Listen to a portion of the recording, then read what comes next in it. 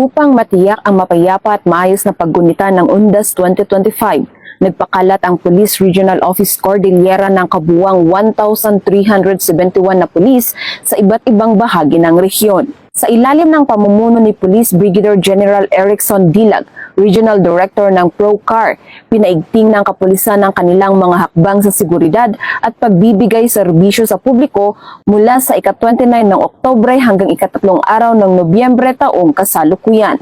Ang mga pulis ay itinalaga sa mga sementeryo, memorial park, simbahan, terminal at iba pang mataong lugar upang magsagawa ng patrols, police visibility at magbigay ng agarang tulong sa publiko. Bilang karagdagang hakbang, mayroon ding 197 Police Assistance Desk na itinatag sa mga pangunahing lokasyon tulad ng sementeryo, bus terminal, mall at mga puok pasyalan upang magsilbing information at help center para sa mga bumibisita. Itinalaga rin ang mga kapulisan sa mga pangunahing kalsada at highway upang tumulong sa pamamahala ng trapiko at checkpoints operations, habang nakaantabay naman ang quick response teams at reactionary standby support forces para sa anumang emerhensiya. Bilang bahagi ng pinag-ibayong security plan, katuwang ng ProCAR ang 693 na tauhan mula sa Armed Forces of the Philippines, Bureau of Fire Protection, gayon din ang 800 voluntaryo mula sa iba't ibang organisasyon ng komunidad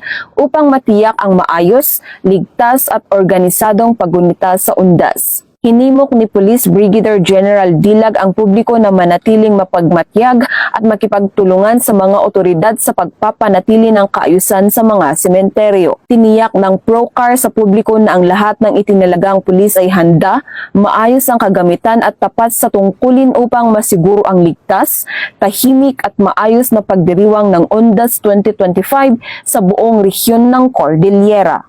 Mula dito sa rehiyon ng Cordillera, ako ang iyong PNN Correspondent, Patrolwoman Jomalyn Kakanindin, alagad ng batas, tagataguyod ng Balitang Pulis.